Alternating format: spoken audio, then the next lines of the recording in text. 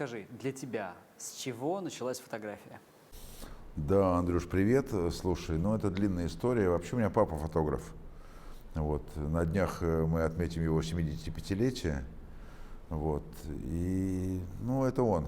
Это он все придумал для меня. То есть началась на самом деле очень с раннего возраста, судя по всему. Да. Я помню. Слушай, первая фотография моя с фотоаппаратом, это, по-моему, в первом классе я сижу с практикой L на уроке математики.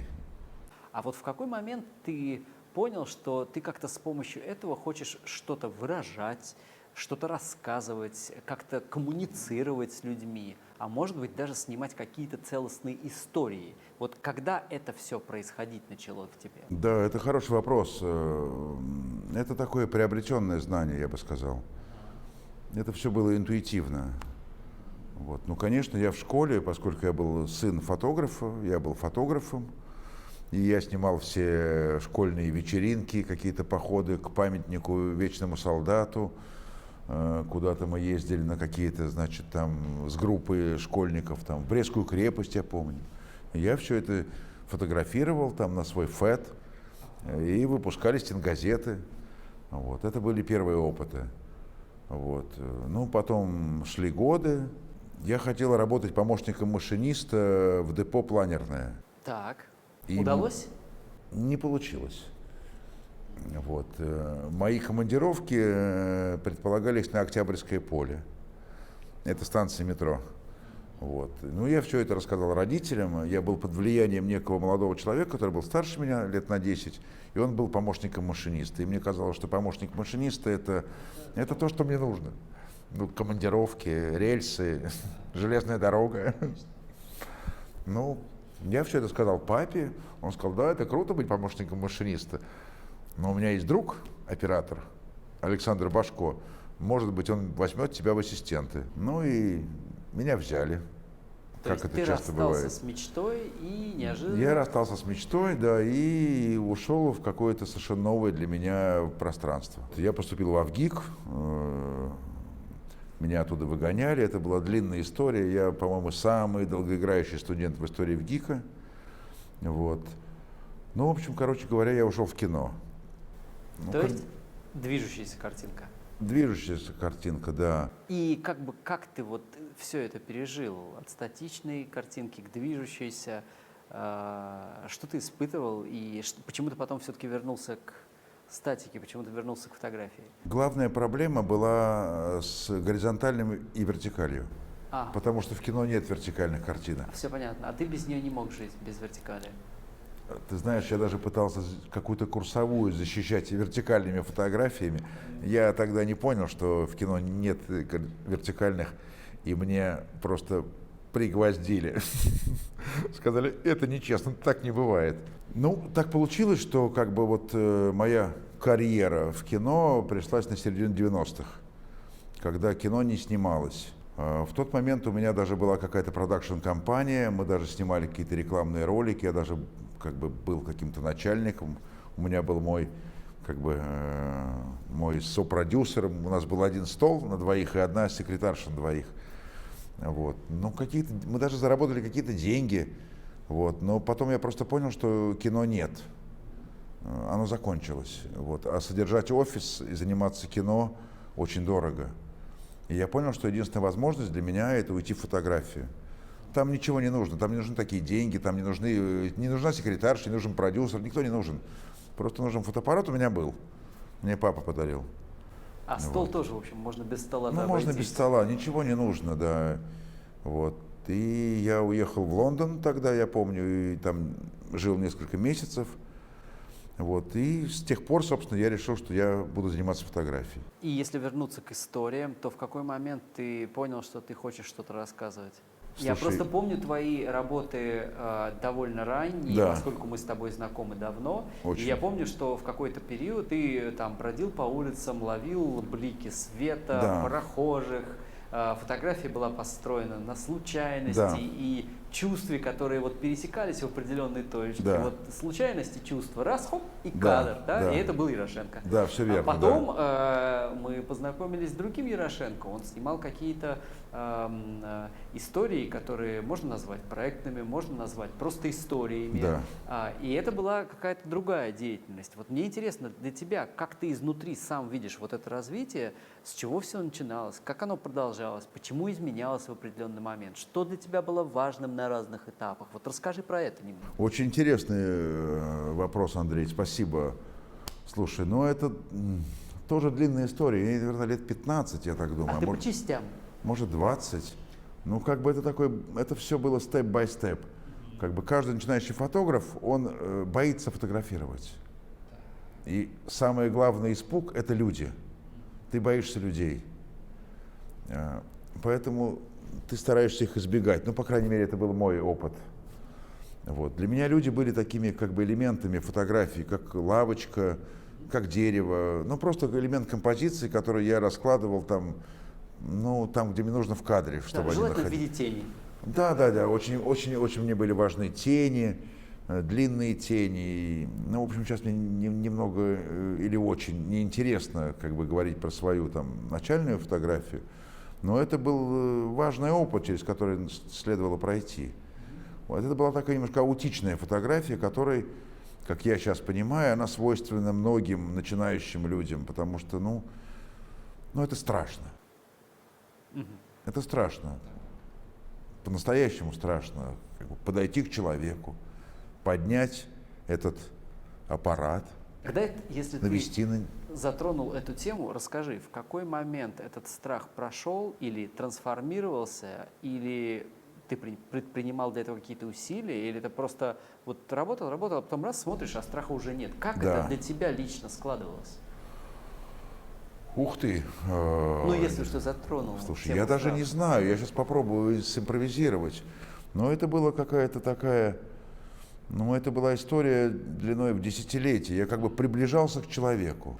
Вот. Я сначала был для него очень далеко, и, есть такая теория, как бы, что чтобы что-то снять, то должен быть очень близко к событию, либо очень далеко, наоборот, отстраниться.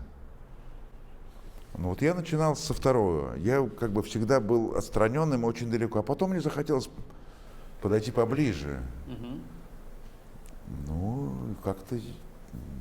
И постепенно подошел. И Вот постепенно, когда захотел, тогда и подошел. И постепенно, как бы это опыт.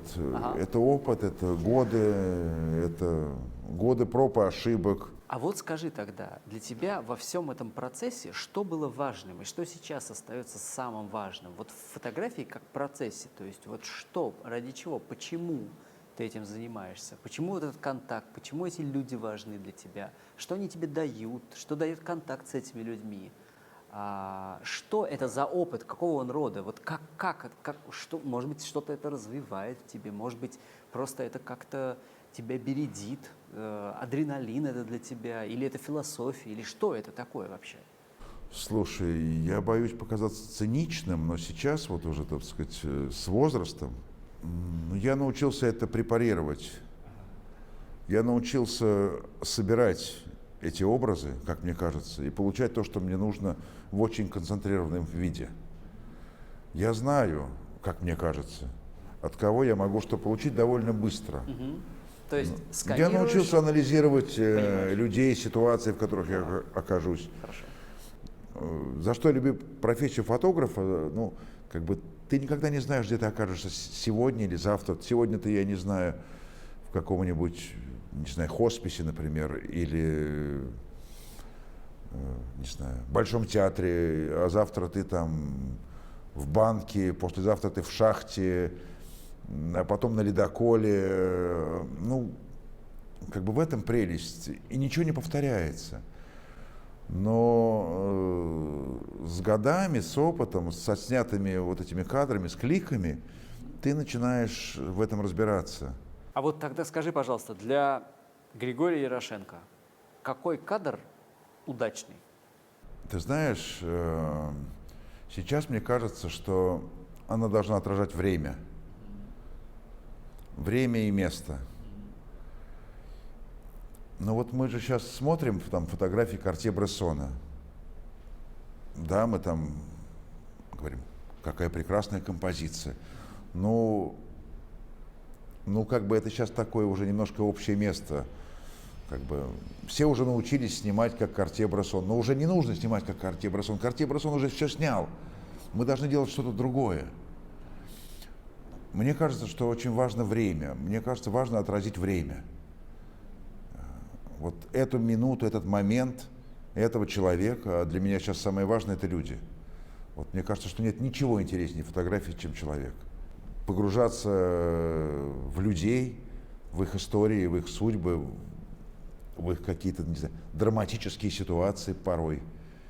И вот пытаться запечатлеть это. Это дико ценно, важно и страшно интересно вот, для меня. Мне просто кажется, что вот сейчас, если же ты затронул эту тему, гораздо полнее и как-то более объемно автор показывает себя с помощью больших историй, чем с помощью отдельных кадров. Почему? Потому что сколь бы ни был прекрасен отдельный кадр, Да. если ты делаешь из этих кадров тоже твоих, таких же твоих, как этот прекрасный, какое-то целостное повествование, это может быть книга, это может быть какой-то онлайн там, Да. это может быть все что угодно буквально, да, может быть какое-то видео с фотографиями. Это становится чем-то более объемным, когда ты видишь не просто в одном кадре фотографа, а ты видишь его взгляд на протяжении какой-то длительной достаточно работы. Конечно. Вот мне сейчас это очень интересно. Да. Для тебя, судя по тому, что ты делаешь тоже достаточно длинные истории, это Iron Road, да, это история с Антарктикой, это какие-то другие твои проекты.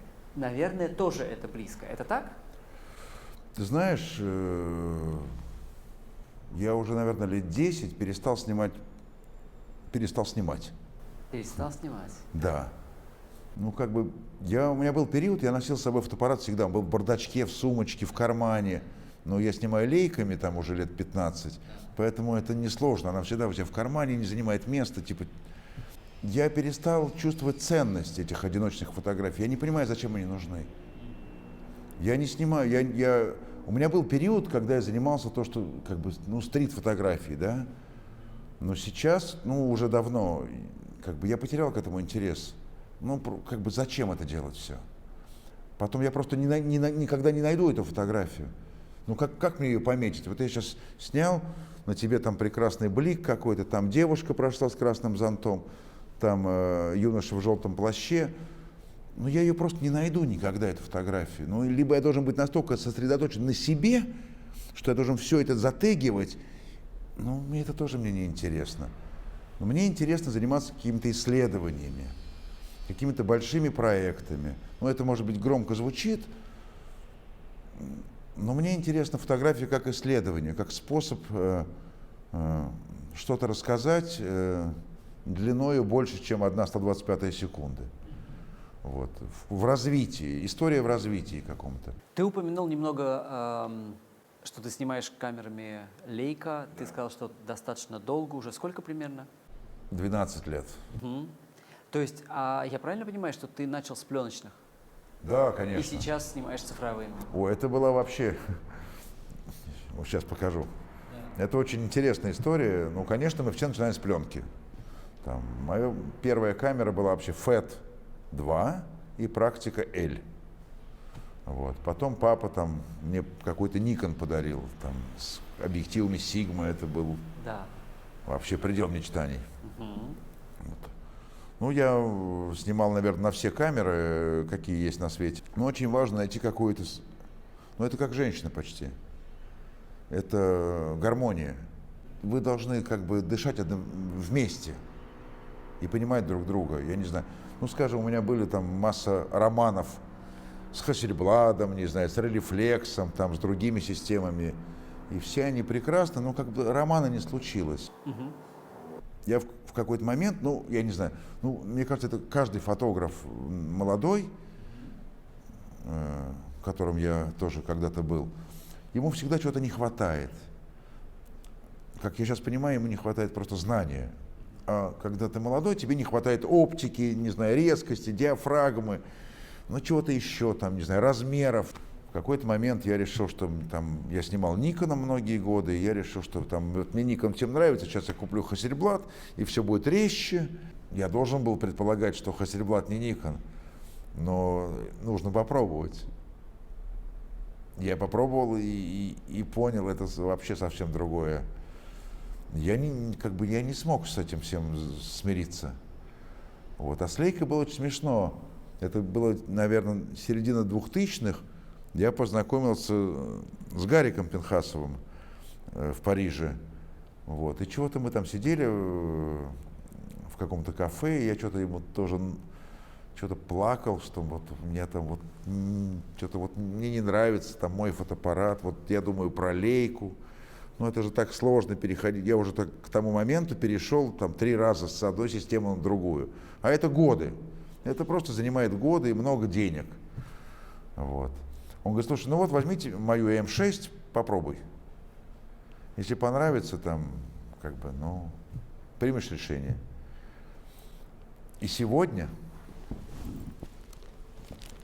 Леша Мякишев проявил фотографии, пленки, которые я снимал 12 лет назад, вот они, на эту камеру.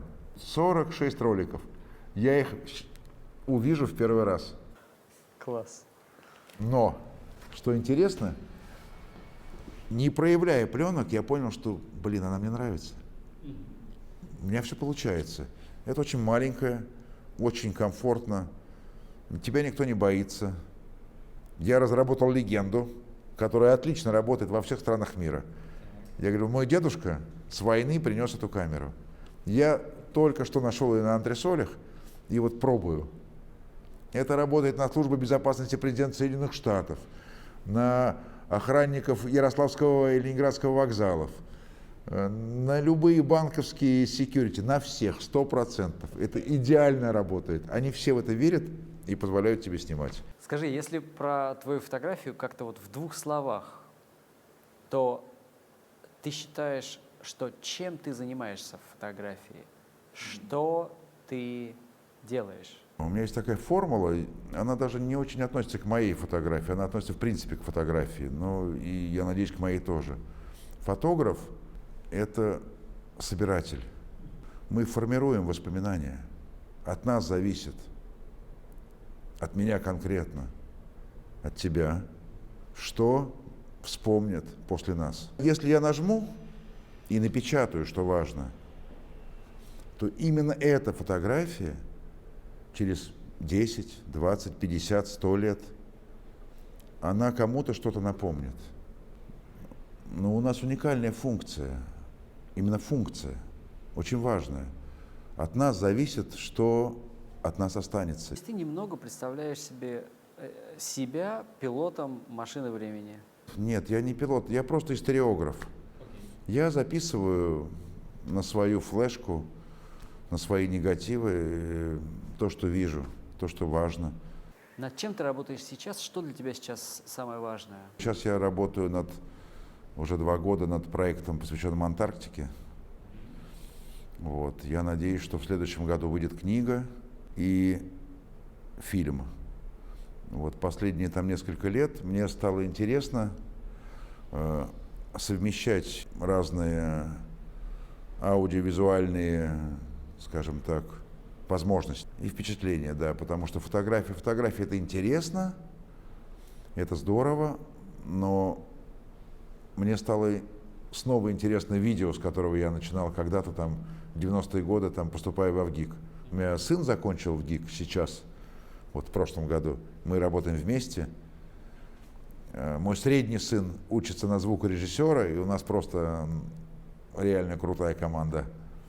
И вот я сейчас пытаюсь вот это все совмещать, как бы фотографию, видео, звуки, ну то есть все, что может, все, что важно. Мы пока не можем передавать запахи, Но если бы могли, я бы этим тоже занялся. Я бы начал их записывать и тоже куда-то вкладывать. Расскажи, пожалуйста, про железную дорогу, про саму историю, опять же, с чего началось, как ты над ней работал, что в результате получилось. Слушай, ну это прекрасный проект, я очень его люблю. Это такой совершенно удивительный пример кооперации бизнеса и фотографии. Это, с одной стороны, коммерческая работа, за которую я получал деньги, и это коммерческий проект, а с другой стороны, это абсолютно авторский проект. У меня не было никаких ограничений, я делал, что хотел, я снимал, что хотел, я ездил, куда хотел. И это удивительно, когда люди дают тебе возможность делать то, что ты хочешь. Особенно в черно-белом варианте. Ну, меня часто спрашивают, почему это черно-белое. И у меня есть ответ на этот вопрос. Потому что железная дорога, она вообще очень цветная. А люди, а этот проект, в принципе, о людях, они все в оранжевых жилетках. И это очень мешает. Я пытался снимать цвет, но он был совершенно ужасный, и его нельзя контролировать. Поэтому я в какой-то момент решил, что это будет ЧБ. Я умею контролировать ЧБ, я понимаю, как... Я, собственно, всю жизнь снимал ЧБ. Я вот сейчас делаю какие-то первые свои пробы в цвете. И в частности, там Антарктика, это будет абсолютно цветной проект. Я знаю, почему он будет цветной, я знал изначально, что он будет цветной. Могу рассказать, почему цветной. Да, расскажи, пожалуйста. Потому что там мало цвета. Ну, это И лучший цвет. идеальная цветная фотография, где минимум цвета. Там только два цвета, белый и голубой, снег и небо. Ну и какой-то третий цвет, он не помешает, в принципе. Гриш, спасибо большое. Мне кажется, что содержательно, динамично. И я, конечно, тебе желаю успехов. Спасибо. Выставка Григория Ярошенко. Железная дорога? Железная дорога. Железная дорога в Лейка-галерее в Вене. Вместе с Алексеем Мякишев и Аленой Кочеткова.